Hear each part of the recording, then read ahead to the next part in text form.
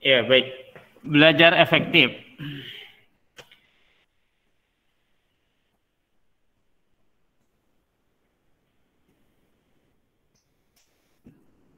Coba kalian ingat bagaimana kalian belajar di waktu kalian di sekolah dasar.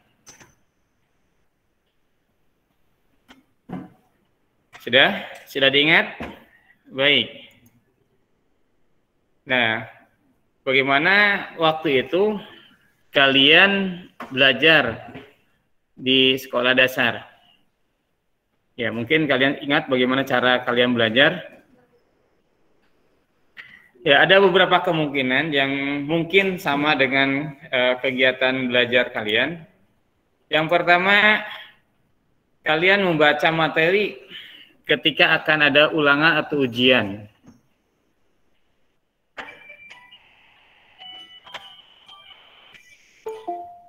Kemungkinan yang kedua, kalian menghafal ketika Bapak Ibu mengadakan tes lisan. Kemungkinan cara belajar kalian menghafal. Dalam hal ini mungkin yang paling banyak menghafal perkalian matematik. Ketika ada tes, menghafal perkalian.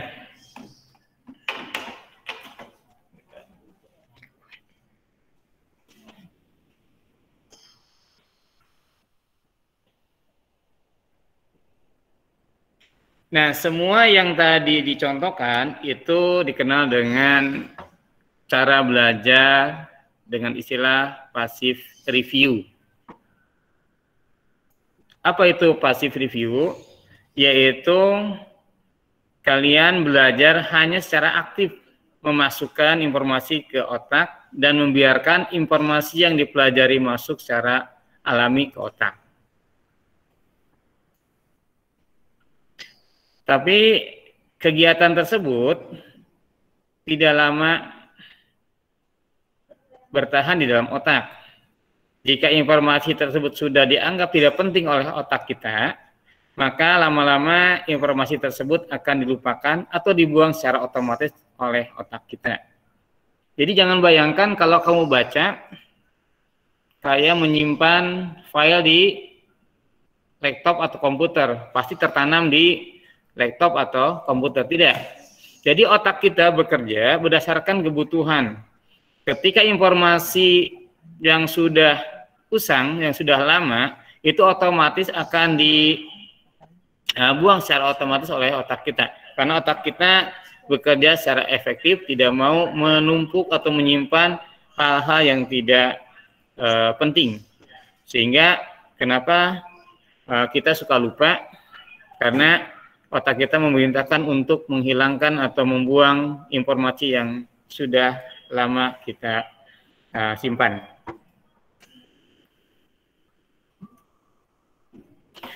Baik, kegiatan yang tadi contohkan itu kebanyakannya adalah menghafal. Menghafal itu adalah salah satu kemampuan yang penting dalam belajar. Jadi jangan menganggap menghafal itu tidak penting. Itu penting sekali. Karena hampir semua dalam kehidupan kita ada proses menghafalnya. Ada beberapa hal di dunia ini yang penting untuk kita hafal. Misalkan kalian belajar bahasa Inggris atau bahasa yang lain, kamu butuh menghafal kosakata yang banyak sekali sehingga kita dapat berbicara dalam bahasa tertentu, misalkan bahasa Inggris. Atau dalam pelajaran matematik, perlu menghafal rumus atau persamaan dasar. Dan itu pun diperlukan untuk menghafal. Jadi menghafal itu tidak salah. Itu suatu hal yang penting dalam ilmu belajar. Nah, tetapi banyak hal yang harus dihafal. Tidak mungkin semua dihafal dari pelajaran A sampai Z, tetapi hasilnya tidak maksimal. Kalian bisa introspeksi diri dari pelajaran-pelajaran di SD, apakah semua yang sudah dibaca, sudah dipelajari hafal semua? Tentunya tidak. Nah, di sini sayangnya metode hafalan dipakai untuk semua jenis pelajaran. Jadi kalian belajar itu umumnya alami, baik itu mata pelajaran PAI sampai seni budaya, matematik dan semuanya, semua metodenya sama, dihafal. Padahal bayangkan kalau semuanya dihafal, bagaimana kerja otak kalian? Itu tidak mungkin menampung semua. Maka wajar kalau hari ini kita baca, besoknya sudah lupa lagi.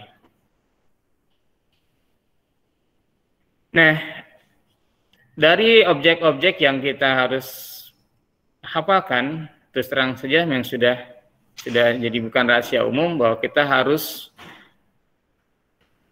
banyak membaca dan banyak mempelajari semua objek, dan salah satunya emang jujur saja itu ada hafalannya.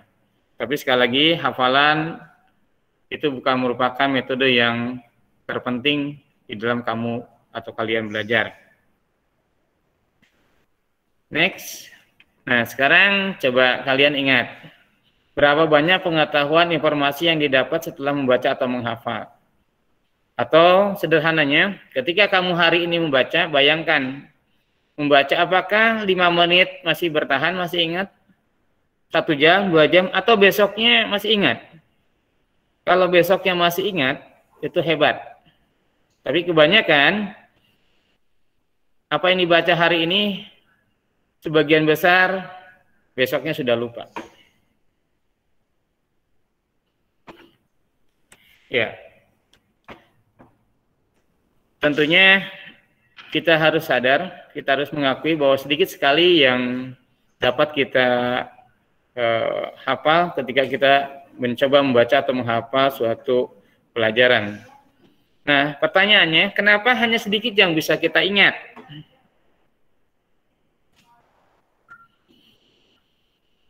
Nah, secara rata-rata, menurut Dr. Alcon, kita melupakan 50% dari informasi yang kita pelajari hanya dalam 1 jam saja. Jadi menurut penelitian, kalau kita membaca atau mendapatkan informasi, kita akan melupakan 50% dari informasi tersebut dalam 1 jam saja.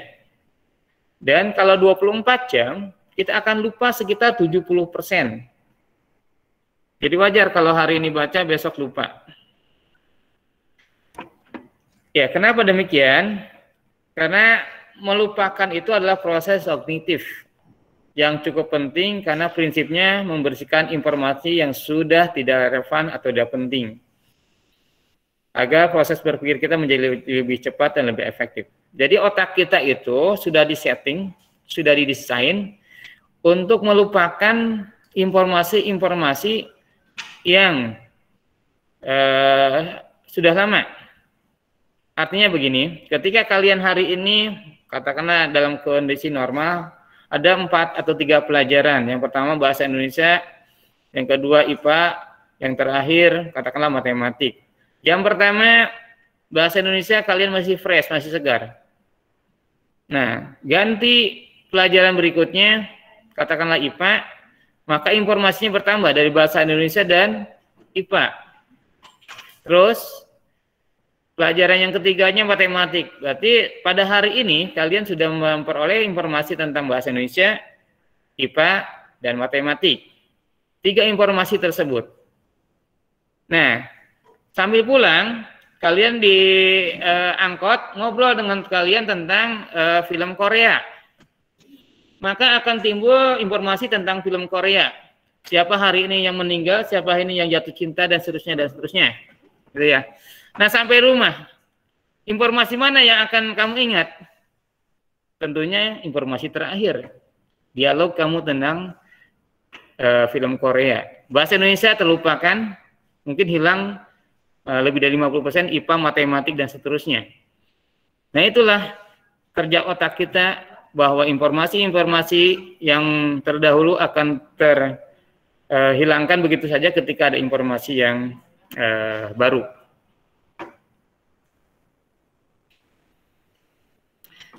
Nah, sekarang pertanyaannya, bagaimana kita menyimpan suatu informasi secara aktif?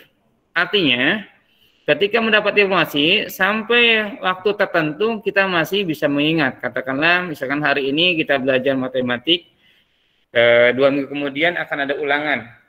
Dan informasi hari ini diharapkan kita simpan dan kita bisa gunakan pada 2 minggu kemudian setelah atau jadwal ulangan. Caranya dengan yang namanya active recall. Kalau yang tadi membaca, menghafal seperti biasanya itu namanya passive review. Itu gampang hilang. Nah, ini ada satu cara yang disebut dengan metode active recall supaya informasi-informasi yang kita peroleh agak bertahan lama dan bisa digunakan pada waktunya. Apa itu active recall? Active recall adalah cara belajar efisien yang dilakukan dengan menstimulus informasi dari short term memory, artinya memori jangka pendek, ke long term memory, yaitu memori jangka panjang. Jadi anak-anakku sekalian, perlu diketahui di dalam otak kita ada 2 tipe memori. Memori jangka pendek dan memori jangka panjang. Nah, contoh-contoh yang tadi diumumkan itu hanya sebatas kepada memori jangka pendek. Nah, bagaimana mengubahnya supaya memori kita itu masuk ke dalam memori jangka panjang, sehingga kita akan dengan mudah melakukan recalling atau pemanggilan kembali informasi yang kita simpan di saat membutuhkannya. Ketika misalkan ulangan, bahwa kita bisa menggunakan informasi yang disimpan untuk menjawab ulangan atau soal-soal ujian. Kan ada ceritanya kalau kita belajar besoknya ulangan bahasa Inggris, kita mati-matian belajar bahasa Inggris semalaman. Nah, tiba-tiba pas waktu ujian atau ulangan ngeblank, artinya hilang semua. Nah, itulah yang disebut dengan informasinya hilang karena sebatas sebagai tersimpan di memori jangka pendek. Nah, ini bagannya. Ada memori, terus ada bekerja, dan sampai ke memori jangka panjang. Ada istilah yang membuat informasi itu sampai ke memori jangka panjang, itu adalah rehearsal. Apa itu?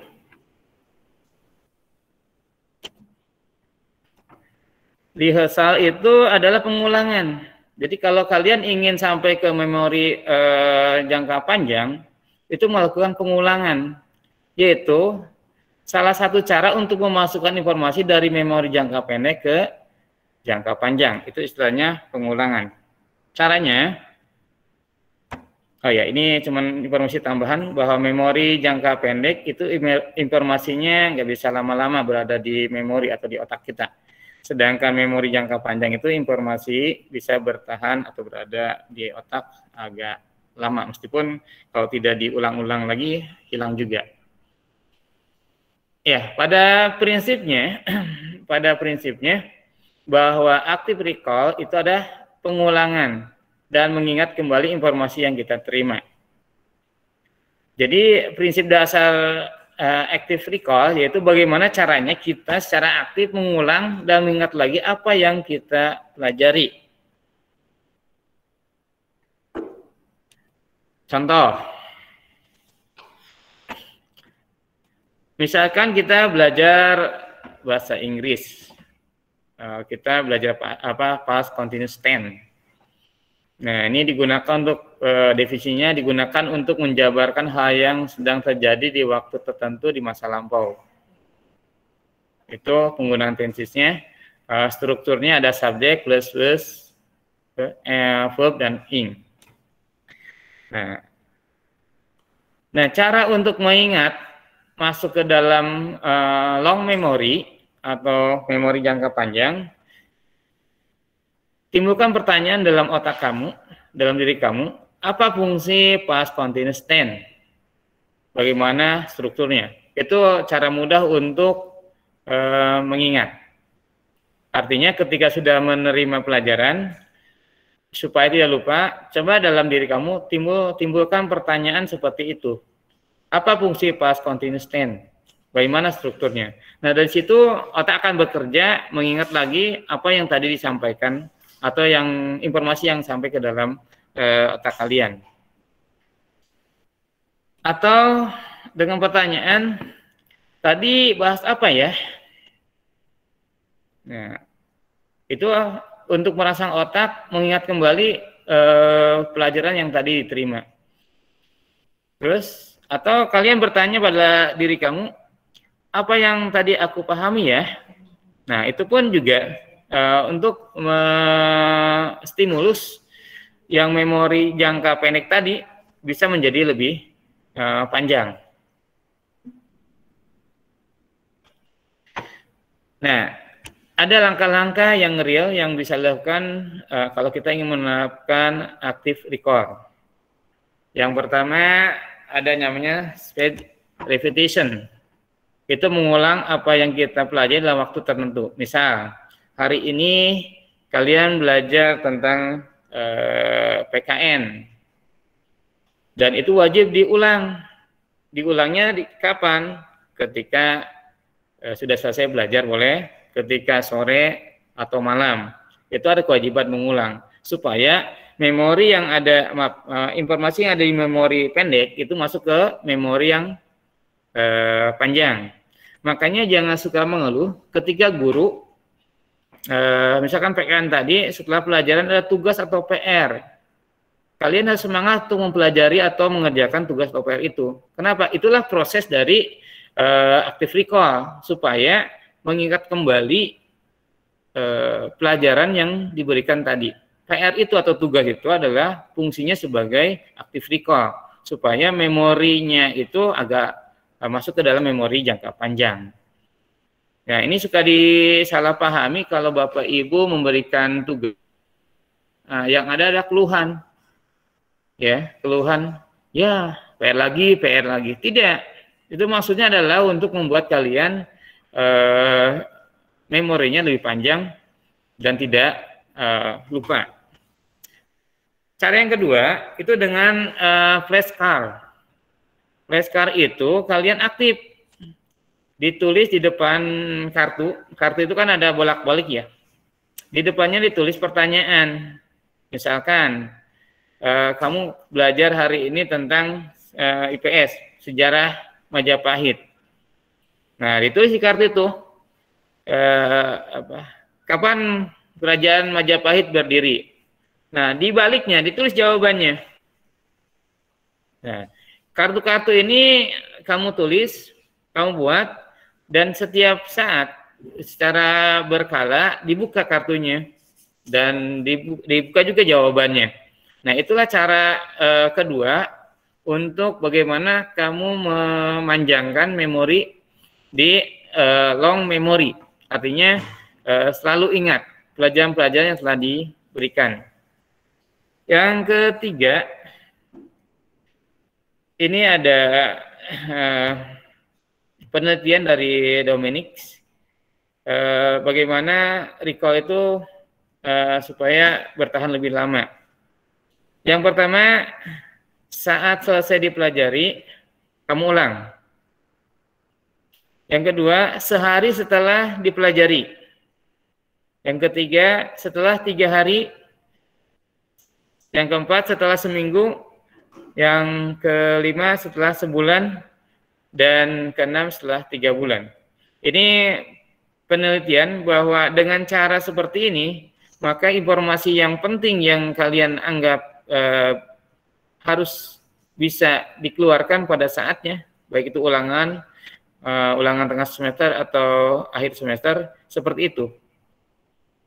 Jadi kalau kalian belajar hari ini, belajar bahasa Inggris misalkan, terus tidak diulang, artinya selesai belajar sudah tutup, tugas tidak dikerjakan, diingat lagi tidak mau dan seterusnya, ya kalian akan mendapatkan malapetaka bahwa pelajaran hari ini bahasa Inggris dalam waktu singkat, tidak hitungan hari, dalam 1 hari pun akan hilang begitu saja.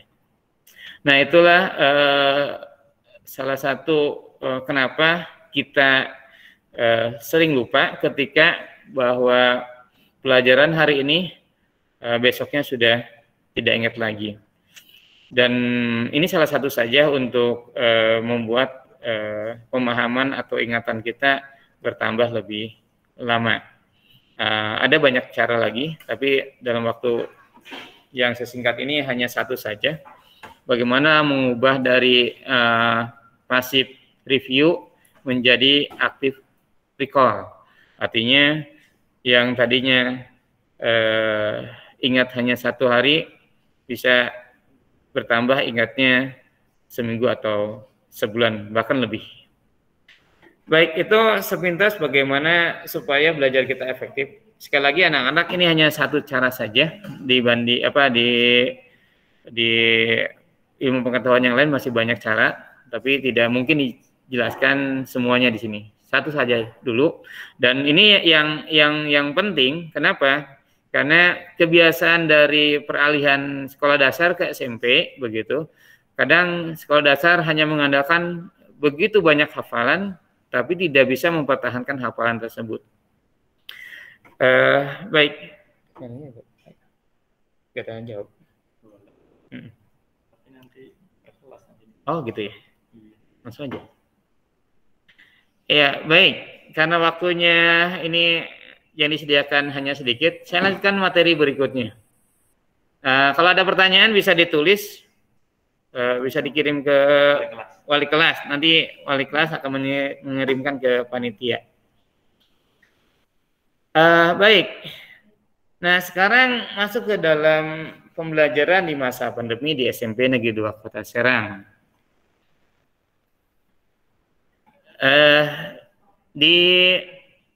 Dirumuskan bahwa di masa pandemi ini kita akan coba untuk mengadakan pembelajaran gabungan antara daring dan luring, artinya dengan jaringan dan di luar jaringan. Tapi karena masa sekarang PPKM yang membatasi aktivitas masyarakat termasuk dunia pendidikan, maka untuk awal-awal pembelajaran di semester ini kita putuskan daring.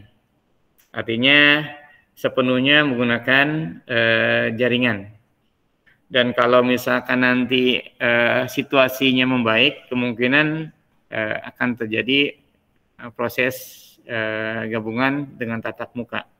Tetapi tatap mukanya disebut dengan tatap muka terbatas. Nah, sudah, itu nanti saja. Yang sekarang yang dalam waktu dekat, kalian akan menghadapi proses pembelajaran dengan mode daring, artinya menggunakan jaringan. Ya, persiapan pembelajaran daring.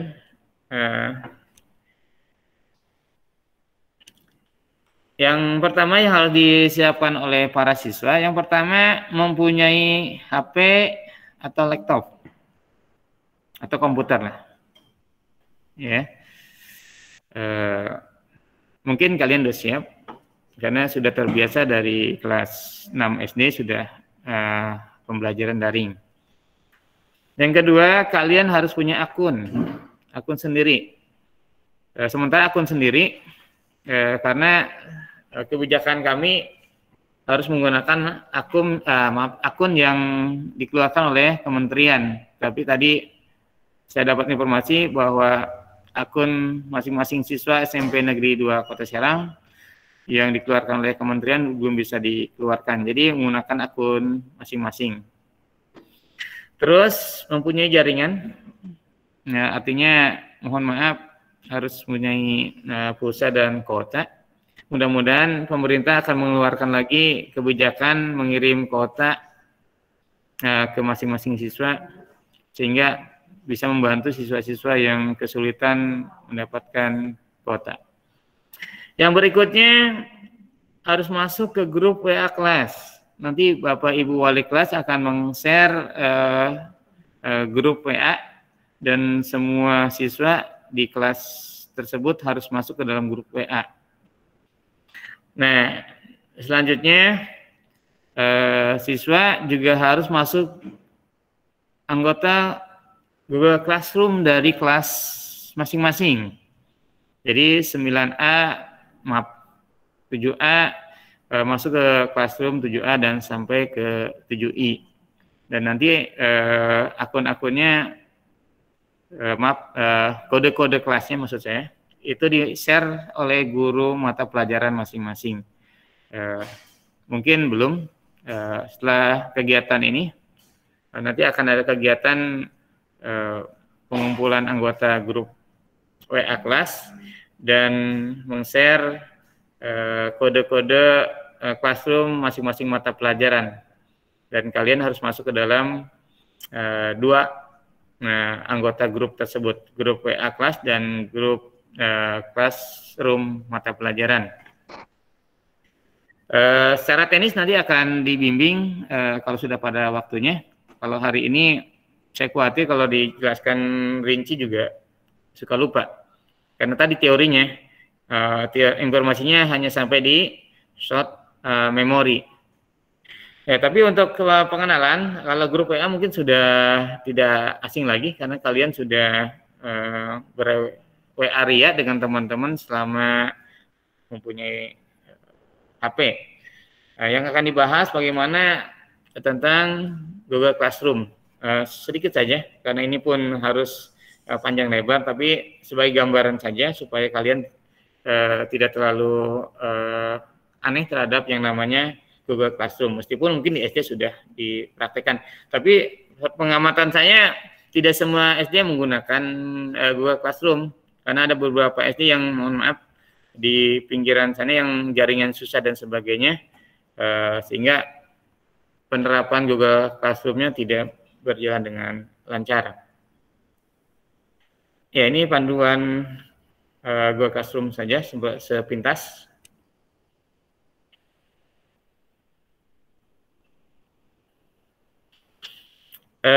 Ini nanti akan dipandu oleh masing-masing wali kelas dan guru mata pelajaran.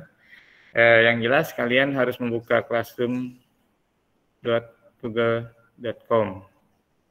Dari situ nanti akan muncul tampilan seperti itu. Sama nggak ya Pak Adit ya? Sama kali mudah-mudahan. Iya, nanti ada kodenya. Jadi jika berhasil masuk, ya gabung ke kelas, ya masuk ke kelas. Nah, nanti ada kode kelasnya, tinggal dimasukkan, misalkan matematik, kodenya 007.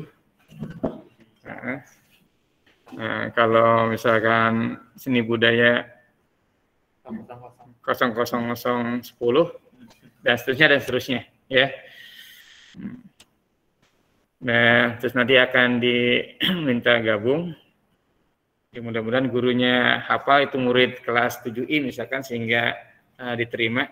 Jadi kalau misalnya tidak di luar anggota kelas, mungkin gurunya sudah dapat informasi dari wali kelas dan kemungkinan kalau kalian menggunakan nama lain itu akan ditolak karena tidak sesuai dengan daftar nama yang diterima oleh masing-masing Bapak Ibu guru pelajaran. Nah, kalau sudah berhasil nanti akan muncul itunya, misalkan EK 2A. Ya, ini contoh saja. EK itu kode misalkan apa gitu ya, 2A kelas 2A. Nah, itu sudah. Dan di situ kalian bisa melihat materi yang di-upload oleh guru, tugas yang di-upload oleh guru, dan seterusnya. Dan pembelajaran akan dimulai sesuai dengan instruksi dari guru. Tahapan-tahapannya nanti akan dibahas atau diberikan penjelasan oleh gurunya masing-masing. Demikian juga tugas-tugas yang dikerjakan, itu adanya di situ, adanya di Classroom. Kalian tinggal buka tugas dan kirim langsung ke Classroom. Perlu perhatian dari semua siswa, jangan menunda-nunda tugas-tugas yang diberikan oleh Bapak Ibu guru mata pelajaran. Kalau seandainya hari ini ada pelajaran matematik atau yang lainnya, biasanya 2 atau 3 pelajaran satu harinya, kalian cepat kalau sudah selesai mengikuti pembelajaran, diupayakan segera selesaikan tugas-tugasnya sehingga tidak akan menumpuk. Karena pelajaran yang lainnya pasti akan memberikan tugas juga. Satu hari itu kalau ada 3 pelajaran berarti ada 3 tugas. Besoknya demikian, besoknya demikian. Nah, kalau ditunda-tunda, kalian akan kerepotan di suatu saat. Dan jangan salah kalau Bapak Ibu nanti akan menagih secara paksa tugas-tugas yang belum masuk. Nah, jadi sama ini juga menampilkan materi bisa.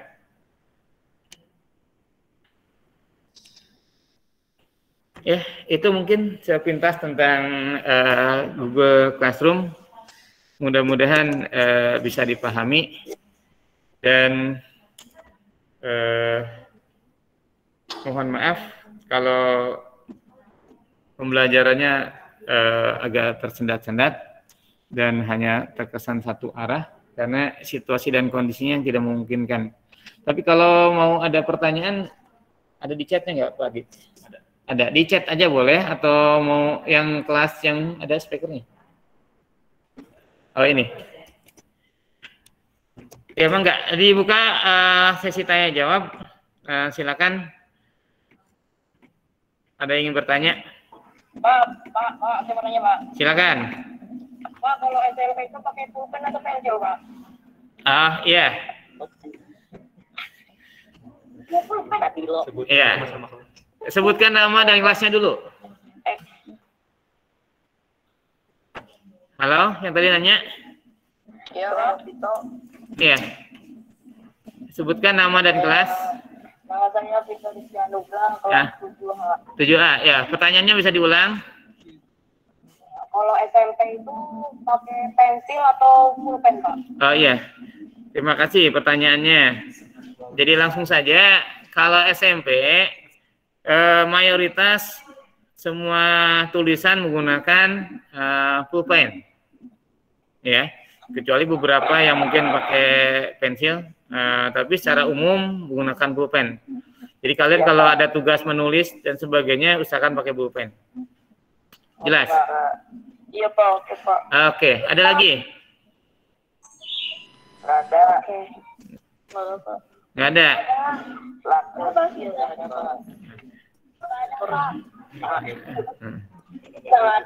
Ya sudah, kalau nggak ada, coba kalian jujur saja. Ada yang sudah biasa menggunakan Google Classroom? Belum juga? Oh belum. Di SD pakai apa biasanya?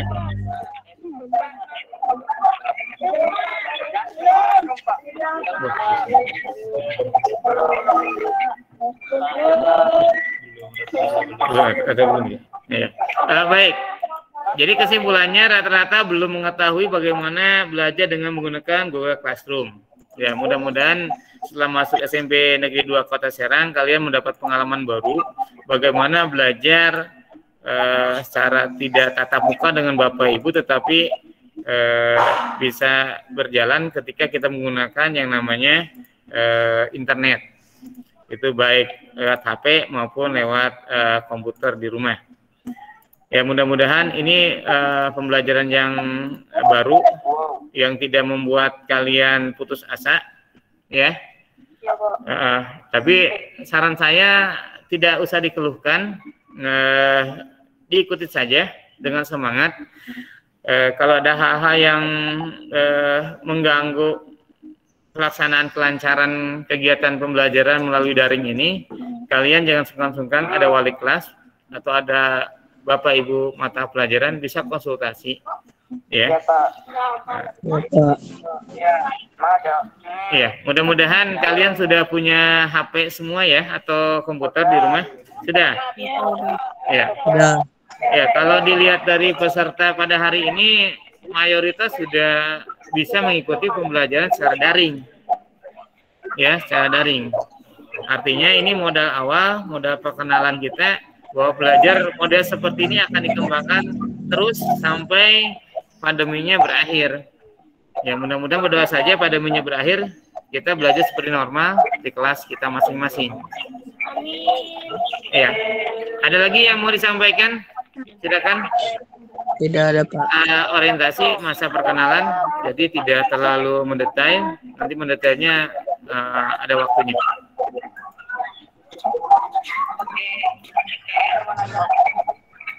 Ada? Mau nanya silakan. Nama dan kelas biasa, sebutkan terlebih dahulu.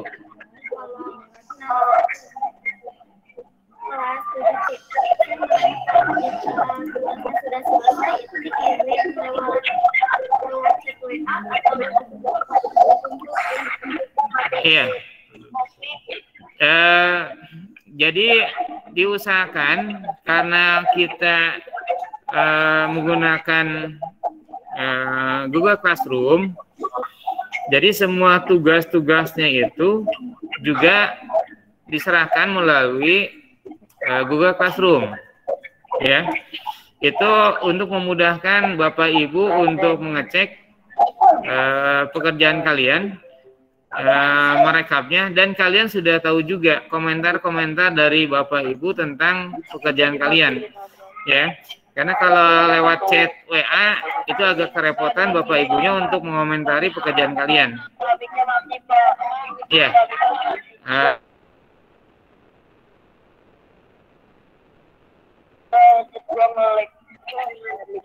Oke.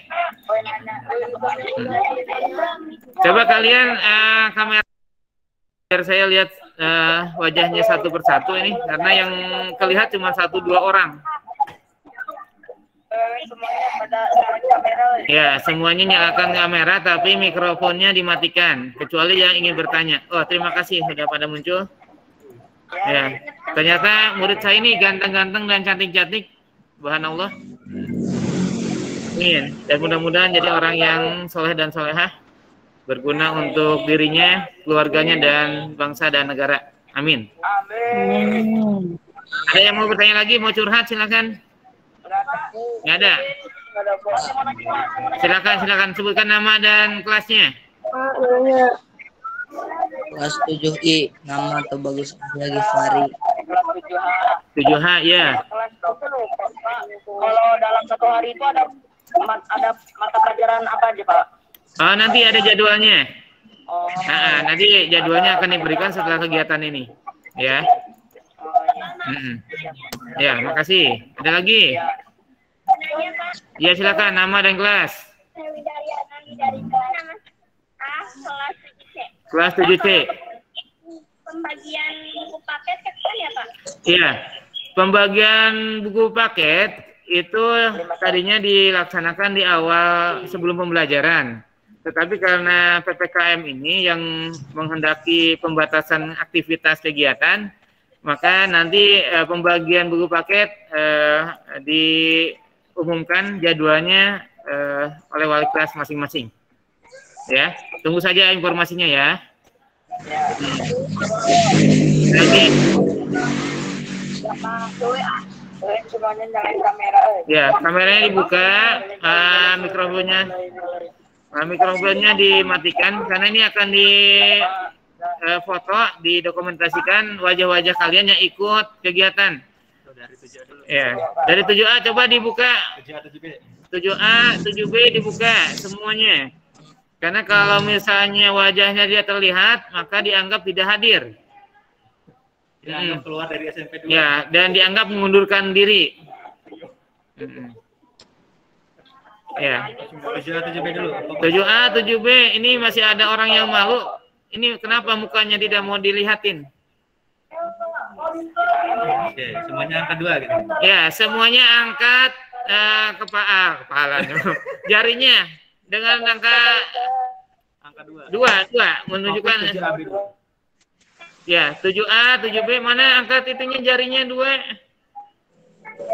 Wah, ini 1, 2,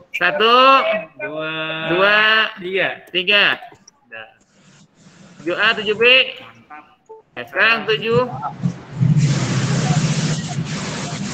sudah tadi. 7C dan D. 7C dan D. Sudah? Buka kameranya. Angka 2. Tangannya. Alhamdulillah ini banyak sekali nih. Hampir semua 100%. 1, senyum. 2, 3. Terima kasih. Sekarang 7E dan F. 7E dan F. Buka semua kameranya. Ya, alhamdulillah. Yuk, angka 2, jari 2. SMP 2 Jaya. 1, 2, senyum dong. 1, 2, 3. Terima kasih. F, berarti G dan H sekarang. G dan H.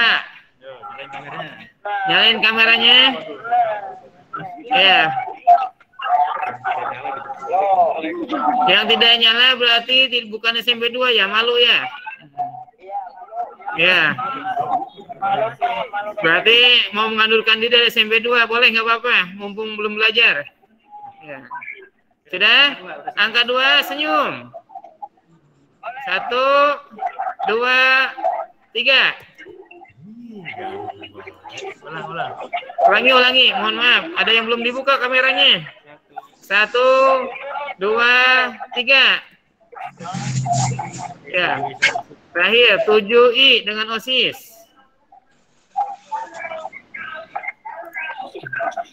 Ya, buka semuanya. Alhamdulillah, hampir semua dibuka. Ini kayaknya tidak mau dikeluarkan.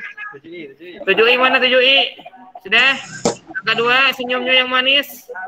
1, 2, 3. Oke, terima kasih semuanya.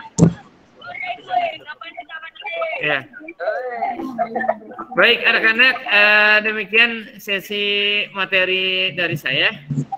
Sekali lagi mudah-mudahan bermanfaat dan mudah-mudahan kalian bisa menarik hal-hal yang baru yang menjadikan kamu tercerahkan, kalian tercerahkan, dan mudah-mudahan bisa bermanfaat di kemudian hari. Mohon maaf apabila ada hal-hal yang tidak berkenan, baik itu jaringan dan sebagainya, dan mudah-mudahan kalian bisa menjadi orang-orang yang sukses. Dan pemberitahuan setelah saya tutup, tidak usah keluar dari kamera.